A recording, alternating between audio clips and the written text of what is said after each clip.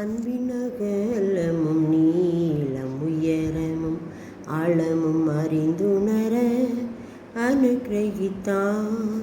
அன்பின் அகலமும் நீளம் உயரமும் ஆழமும் அறிந்துணர அனுக்கிரகித்தான்.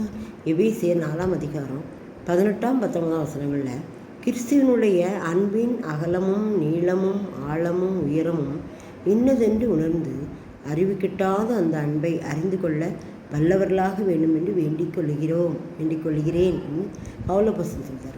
கிறிஸ்துவனுடைய அன்பின் அகலம் நீளம் ஆழம் உயரம் இன்னதென்று நாம் அறிந்து கொள்ள வேண்டும். அதுக்காக நாம் என்ன செய்யணுமா? அந்த அறிவு கிட்டாத அன்பை நாம் அறிந்து கொள்ளணும்.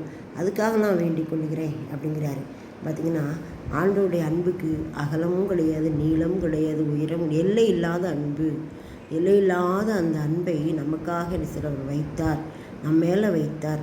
அந்த உலகத்தை படைத்தார், வானத்தையும் பூமியும் படைத்த சர்வ வல்லமுள்ள தேவன்.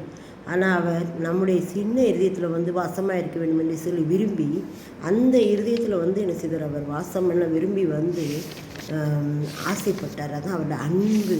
அதுதான் அவருடைய அன்பின் அகலமும் நீளமும் ஆழமும் உயரமும் இன்னதென்று அறிந்து கொள்ள உள்ளவர்களாக நாம் மாறணும்.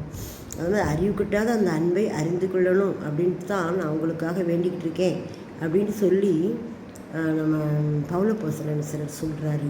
நாம் எப்படிப்பட்டவர்களா? நம்முடைய அன்பை அறிந்திருக்கிறோமா? அவருடைய அன்பின் நீளத்தையும் அகலத்தையும் ஆழத்தையும் உயரத்தையும் நாம் அறிந்திருக்கிறோமா? அது எண்ணி முடியாதது, சொல்லி முடியாதது. அதை யாரும் என்ன செய்ய முடியாது? அளவிட முடியாதது. அன்பு, இயேசுவின் அன்பு, அது அளவிட முடியாததுன்னு ஒரு பாடல் உண்டு. அன்பு, இயேசுவின் அன்பு, அது அளவிட முடியாதது. நம்பு, அதை நீ நம்பு, இந்த இகமதில் கிடைக்காதது அப்படின்னு சொல்லி ரொம்ப அருமையான ஒரு பாடல் உண்டு. அவருடைய அன்பு அளவில்லாத அந்த அன்பை நாம் பெற்றுக்கொள்ள வாஞ்சை உள்ளவர்களாக இருக்கிறோமா? உணர்ந்திருக்கிறோமா?